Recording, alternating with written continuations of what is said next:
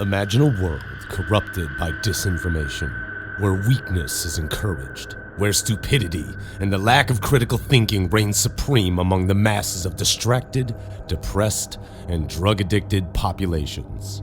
A world full of people, ignorant to the oppression surrounding them in every purchase, every tap, hit, click, and every moment of doom scrolling that consumes their small, stupid little minds.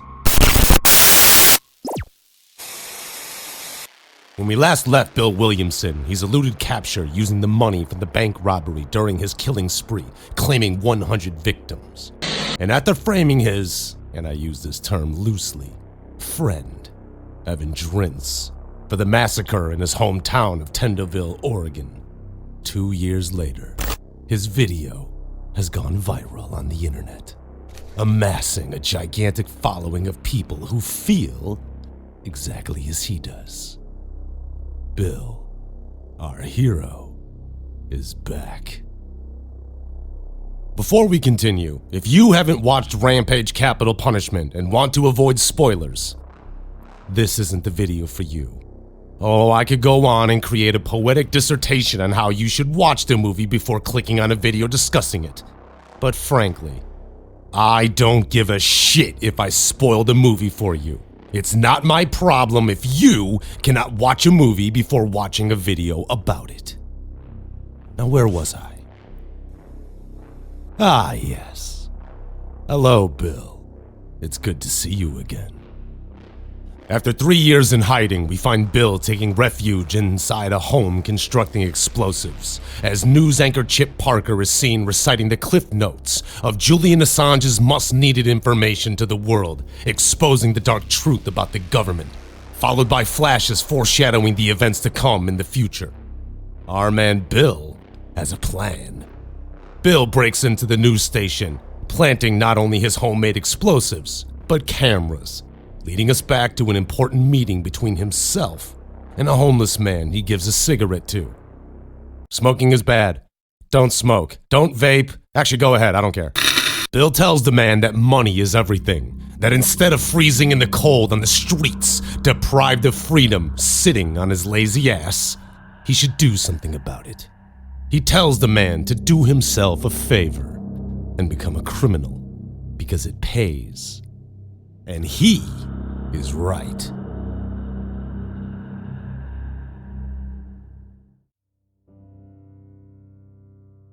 In jail, it's the taxpayers who pay for your electricity, your water, your food, your heat. Just because you can't spend money in jail doesn't mean that money isn't being spent on you. Bill, after preparing his weapons and armor, then spraying lighter fluid inside a cardboard box filled with newspapers, throws his cigarette into the box, lighting it on fire, destroying any evidence of his presence. He then calmly walks to his car and drives away. Bill drives up to the location where he met the homeless man and his now dead friend, telling him that his friend froze to death because he did nothing. He informs the man he is next if he chooses to continue to do nothing, before taking a chair, calmly sitting down, and shooting, or should I say cleansing, a few people, before driving off to his objective, the news station. Bill arrives at the television news station as he kills the security guards and people attempting to run and hide with a dramatic flair, much like a showman entertaining an audience. As the initial shooting subsides, Bill takes Chip and his co-workers hostage, but leaves the news producer Andy, knowing he is necessary in spreading his message to the masses. Bill leads Chip and the hostages to stage 4, where he plans on releasing his latest video to the world, using the news station in order to spread his message. He plans on giving an exclusive interview, an interview Chip will not be able to resist in granting him.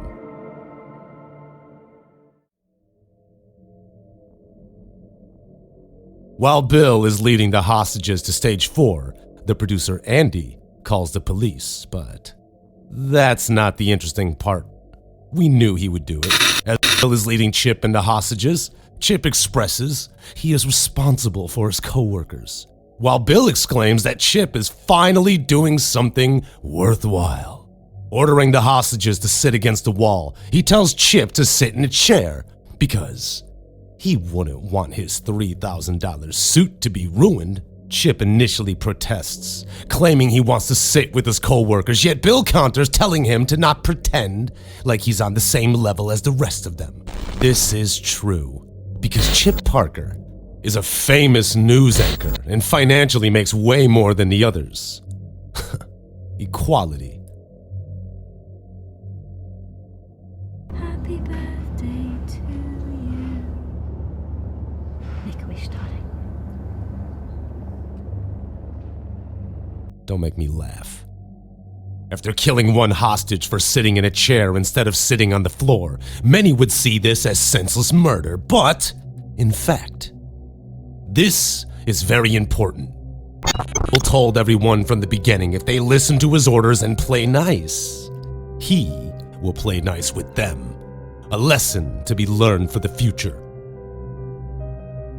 Bill orders Chip to sit in the chair and everyone to shut up because he simply wanted a moment of silence.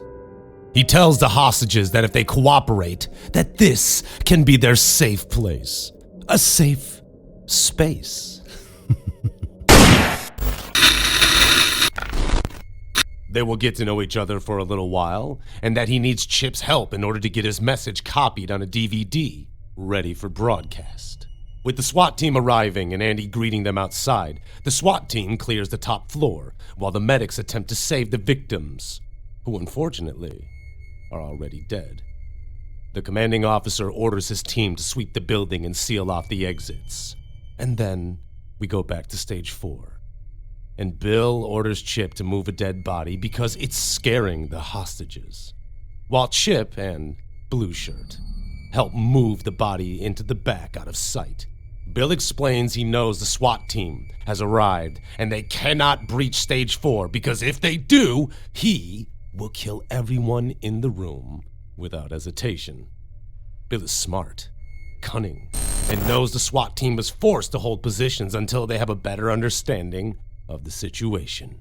Bill hands Chip a DVD explaining that if he doesn't want his co-workers to die, he will bring the disc to Andy and get it aired nationwide for the followers and fans that will inform Bill if they are seeing the message he has prepared.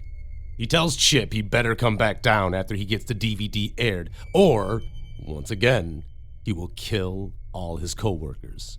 And when Chip comes back, he will then give him an exclusive interview, aired live for the entire nation to see.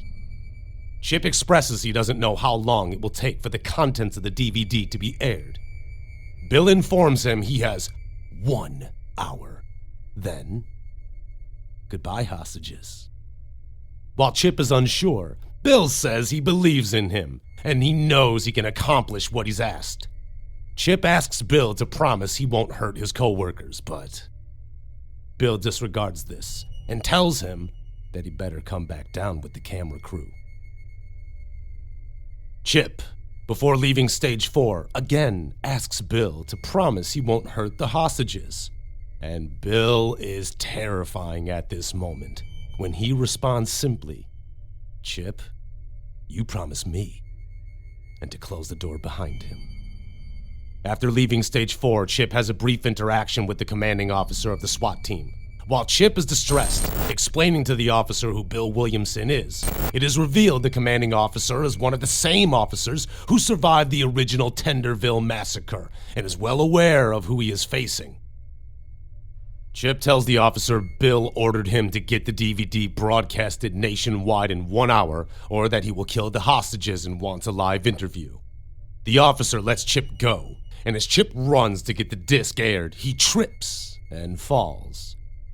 In a terrible turn of events, the disc is broken. He returns to the officer and asks what to do. The officer says to go back inside stage 4 and tell Bill what happened. Chip knocking on the door causes Bill to order Blue Shirt to open it. Upon re-entering stage 4, to Bill's confusion, asking him what he's doing back here so quickly, Chip reveals the broken disc and tells him it was an accident. Bill angrily expresses the whole point of him being here was to get the disc aired, and now he may as well kill everyone he's holding hostage, as he no longer has any choice in the matter. While Chip takes the blame, Bill exclaims he had one job, and that job was to take a DVD upstairs and to get the footage aired. Bill orders Chip to his knees, and Chip is pleading with him, saying he has a wife and kids. Bill bluntly says, "You have a wife and kids?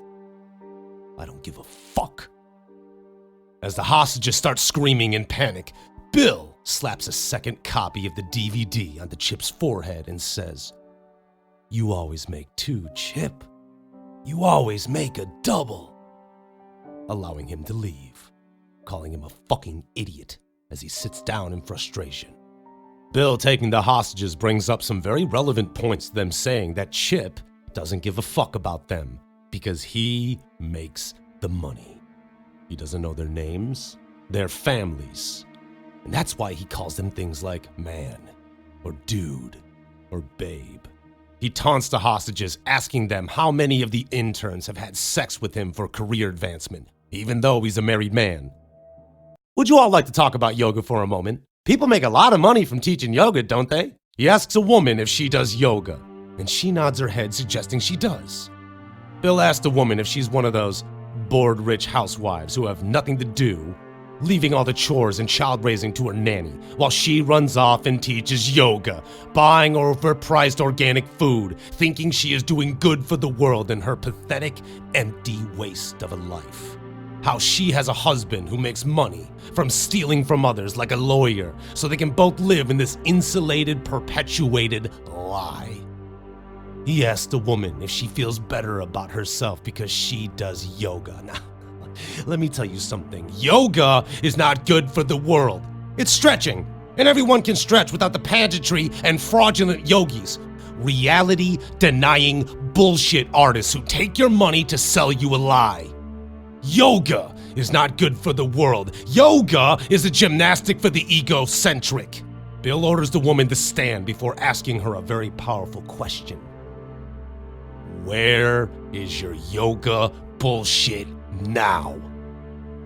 Well, it turns out yoga didn't help her then, and it didn't help her now. Bill is a force of reality. He is the check that every person playing mental gymnastics pretending their insignificance is somehow contributing to the world. Bill then asks the terrified hostages if they saw anything after he killed her. If they saw a soul or a spirit float up to the heavens. No.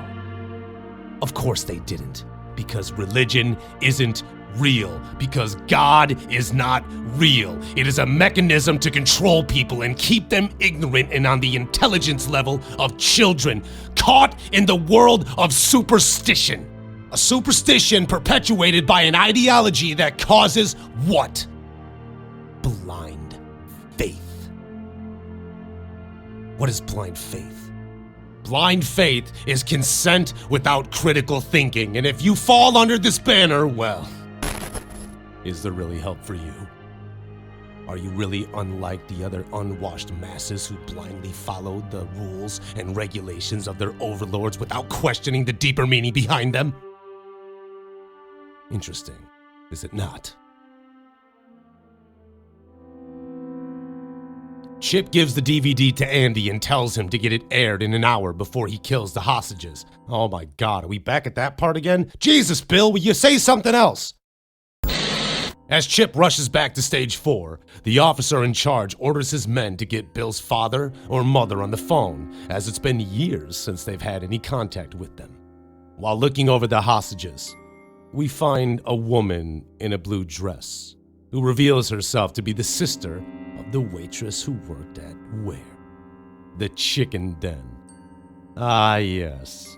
The very same terrible waitress with a bad attitude. As the woman stands, Bill calmly asks her what she wants to do. The woman says she waited for him to get killed or caught, and he sarcastically responds that he didn't get caught or killed. He didn't get caught or killed, so again he asks her what she wants to do. She says she wants to kill him.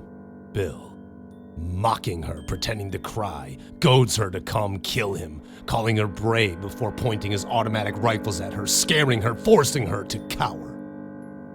He orders Blue Shirt to hit her, and for Blue Dress to fight back. While Blue Shirt initially protests, Bill explains Blue Shirt can't hit her, or he kills him, her, and the rest of the hostages. So, before he strikes her, Blue Shirt apologizes. Bill makes Blue Shirt continue to hit her until he bravely faces Bill and says he can kill him or let him sit back down, but he is not going to hit her anymore. Blue Shirt sits, returning to the wall, leaving Blue Dress writhing in pain on the floor. And Bill compliments Blue Shirt at his bravery and his ability to take a stand even at the threat of death. And if there were more men like him, the world would be a better place. And I feel that this is more relevant than ever in the modern world we live in today. A world where weakness in men is accepted, where masculinity is under attack, and men around the world are stigmatized for being men. Blue Shirt has balls. Blue Shirt is a real man, and that is to be respected. Bill once again becomes the reality check the world might not want, but one the world needs. While the officers wait for Chip's return, they plant an agent disguised as part of the film crew. It's revealed Bill has been watching them the entire time through those cameras he planted earlier around stage 4, unbeknownst to the police. Bill is on to them and smirks at their future attempts to kill him. Just as Bill is done taunting the hostages, passing the blame for their inevitable fates as Chip's fault for not delivering on the video, Bill receives messages from his followers that the video is indeed playing, and the contents of this video is not only chilling, but I believe it is one of the most important scenes many of you have never seen before. What Bill says in the video is not only downright terrifying, it's terrifying because of how true his statements actually are. This is the point to where Bill goes from a one-dimensional sociopath into a modern-day prophet of his era. I will now play his speech in its entirety because I don't fucking care about what YouTube's monetization policy says. Some things are more important than money, and freedom of speech is something I believe in. And I believe that a voice is only good if it changes something. For all my fellow viewers, and even my colleagues in the world of content creation, if you learn nothing else, learn that the only thing that does matter is the truth. And if you want to make an impact, you cannot do it through peaceful and passive means. Sometimes you have to make the world change. And sometimes you have to force it to change. Maybe a once-in-a-lifetime opportunity to listen to uncensored media for a few minutes. What I have to say is important, and I had to kill a lot of people, and I will get killed myself to get my message to you. So I made the decision to value your interests higher than my life. I want to make you wake up and change. But before I tell you what I think you should do, I want to give you the facts. And I mean it, the facts. The NSA tapes every single phone call, email, and text on Earth. People like Snowden or Assange, who give us much-needed information to protect democracy, get hunted and prosecuted by the US government. The US government is funded by the rich and likes to keep people in the dark, ignorant, and on the brain level of children. They make sure people are busy, making money to survive, to take care of their family, their house, their lawn. They want people thinking they are free and have a choice and can do whatever they want, but they can't. The people that are representing you are bought and paid for to keep you stupid in your small, stupid little world. How can there be no gun control, even though there are monthly massacres? In the USA, 11,000 people are shot every year. In the UK, it's only 300. Why? Because the UK doesn't have guns. People don't have guns. Period. What I've done in the past and what I'm doing right now is the result of no gun control. There aren't even background checks to filter out people with criminal records. Why is this? Because 50% of the senators and governors are paid by the gun industry. So wake up. Healthcare is of course beneficial for at least 95% of the people in America. Basically, all of the developed world has healthcare. Almost 50% of Americans are against it. Based on the perfect brainwashing media machine, the Iraq War was a crime. Powell, Bush, Cheney, and Rumsfeld lied to the United Nations and the rest of the world. Saddam had no weapons of mass destruction, and he had nothing to do with Al-Qaeda. But we know our friends, the Saudis, financed the 9/11 attacks. But because of their oil, we don't do anything against them. Instead, we send soldiers to die in countries that have nothing to do with domestic terror attacks. Why didn't Obama file charges against the Bush government? Bush cost the taxpayers hundreds of billions and committed war crimes. Why is Obama not doing anything about that? Because he is also paid and a member of the club. More migrants got deported under Obama than under any other president. Why didn't he close Guantanamo Bay, where prisoners sit without charges, evidence, proof, or a court case for over 13 years now? He did not veto the detainee provisions in the National Defense Authorization Act, which codify the indefinite detention of people, including Americans, without trial. We have a constitutional crisis in the United States. We now have a rogue state. It is a violation of international law, a violation of Magna Carta that goes back 800 years of what our sense of justice means. Obama should be charged for that, and he should go to jail. Speaking of jail, the USA has 5% of the world's population and 25% of its world's prisoners. People go to jail because they have 10 grams of cocaine in their pockets. Half of the prisoners are in jail for drug possession, and more than half of them are black. Why does this absurd situation not get changed? I'll tell you why. Because Washington gets paid to keep it going by the prison industry lobby. Why don't the rich pop stars and film stars and white stockbrokers who use speed The guy's and totally cocaine and right. ecstasy every day get thrown in jail? Why? I mean, we Because should you're hire him above as the a law. TV talk show host. If you are rich. You think because the Morgans, the Gettys, the Vanderbilts, the Rockefellers, and other criminal assholes who founded America did something good with their charities, but you overlooked that they stole all their money and they never should have been rich in the first place. What I want from you, the crowd, is this, okay? I want you to change the world, and don't think that this is gonna happen peacefully or you can do it alone. We need to kill the rich. You get out there, you use your weapons, and you rip Washington apart. You hunt down the billionaires, the bank bosses, the CEOs, the scumbags and the liars, the governors, the lobbyists, the senators, because they're all the same, and you hang them from the first tree that you can find. We need a cleanse, people, okay? We need a reboot. We are actually through the roof nationwide. We have the best ratings ever. I mean, we are now on the map everywhere. Everybody knows us. We need to destroy that system, but I cannot do this work alone. I need you now. I need you now. We need to do this together. Okay, so I thank you in advance for your help. You know, if Bill wasn't a narcissistic sociopath with a proclivity for mass murder, I think he'd have a fantastic podcast. Guy's got the charisma in spades. Anyways, back to the movie. With Chip returning to the officers, the commanding officer explains the plan to him, and Chip is not happy about the turn of events, saying this plan will get him killed. Chip asks if he will still get the interview, which ties directly into what Bill said about him earlier. He doesn't care about the hostages. Not as much as he cares about getting his own fame and being the one to get the exclusive interview with the famed Bill Williamson, the Tenderville terrorist. Additionally, this is a terrible plan to Chip because the trust he and Bill have earned over the course of their time together is fragile at best. And Bill, from the very beginning, had said if they play nice and listen to him, he will be nice to them. Before Chip goes back into stage 4, the officer informs him that they have Bill's father on hold. Oh, hi, Dad.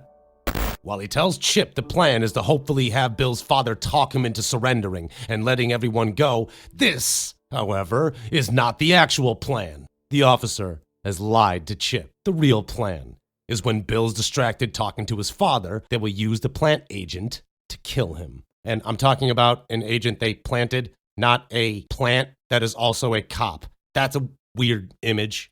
As Bill lets Chip and the camera crew with the plant into stage 4, Chip tells him they have his father on the phone, and for a brief moment, Bill transforms from the murderer we've been with throughout the entire movie to a boy talking with his father. It's revealed that Bill's mother died in a car accident, her last moments of life asking to see her son, which sends Bill into a severe emotional turmoil. It's a powerful scene, seeing a son attempting to process the death of his mother. And for those who didn't watch the first film, Rampage, mother is a sweet, caring, and loving woman who honestly would do anything for her son, and Bill loved her with all his heart. Before Bill hangs up the phone, he mocks the police, exposing the agent before shooting him in the chest before he can draw his pistol. Enraged, Bill punches Chip in the face. The SWAT team begins to close in, attempting to breach stage 4, but Bill is one step ahead of the police as he triggers the explosives we saw him planting earlier in specific locations he knew the police would travel through. After killing a majority of the officers with the homemade explosives triggered via his cell phone, the police scramble to recover as medics come to aid the fallen police. Bill, enraged at Chip's betrayal, is about to kill the hostages before Chip convinces Bill to do the interview, which is what Bill and Chip inevitably want. Ah, collaboration. How sweet. Hence face-to-face interview, Bill has his assault rifle trained on Chip, while he attempts to get some answers from Bill as to his whereabouts or his background. Bill is uninterested and says at some point he wanted to be a real journalist before the money and the fame got to his head. While Chip claims he is a real journalist who cares about the truth but believes in the Constitution, Bill suggests it is all a method for the rich to control people, and the very same people, companies, governments who enforce these laws are the same ones who have committed atrocities throughout history. To protect the land and the money that they stole, he proceeds to say the rich are above the law in every governing body across the globe. Every one of them is guilty of using slave labor to accomplish their goals. They are all murderers of their own people. And this is not work of fiction. This is fact. This is historical fact and a reality of our own lives that we live. The scariest part of this interview is what's being said. Because Bill is right. Everyone is in the rich's pocket. And it's proven in the next scene where Andy, the producer, is excitedly expressing the news station made over $2 million by licensing the rights to the footage out to all the networks across the world. This isn't even the most chilling part of the interview. Bill explains what it really means to be human. Have you ever punched someone in the face, Chip? I'm sure. Once or twice? You feel that connection, your fist, flesh on flesh, that sound. There's nothing more visceral than that, is there, right? We could sit here, we could talk all day, but what is it to really be human? I mean, like, let's take it back. Let's take it back to our primitive state. When we were killers, when we hunted and gathered for our food, or we killed animals to eat them. Now they're just killed in factories by machines, blah, blah, right? We're totally separated from that now as a human race. So have you ever stood over a body and smelt the blood, felt the heat from the blood as it drains from the body? This will remind you of what it's like to be a human. This will remind you of who you are in the most basic sense. Right? There's nothing more real than this, right? There's nothing more real than pain, Not just emotional pain, but real physical pain, right? Do you feel that killing innocent people is a solution? Yeah, I do. I mean, Chip, isn't that the solution America is using all across the globe? With their drones? I mean, are the drones throwing bombs, or are they throwing candy onto little children, Chip? They kill 50 kids, Chip, to get one terrorist. Are we not plundering the third world and leaving starving and dying people behind us to keep our lifestyle? These are heavy circumstances. They don't allow for any more peaceful talks. We see the crimes. We know global warming is true. We know lobbies bought Washington. We know the financial collapse already happened, but we're still printing money to delay the end. In 50 years or even earlier, it's all over. We have more and more people on the planet and less water, food, gas, and oil. In 100 years, there will be no fucking Earth anymore. Words mean nothing anymore, right? The only way that I can affect these lives is by taking them away. The only way that I can affect you is to kill you. Chip suggests he should get elected. Elected? Into what? Into the same system that is already bought and paid for by the rich and elite to keep them in power, which falls on Bill's deaf ears. He believes that no matter which side of the political sphere you fall into, it doesn't matter. Because it's not your voice. It's not the people's voice that is being heard. And as tough as it is for people, for Chip, for all of you to digest this information, it's true. The people who run this world have already won.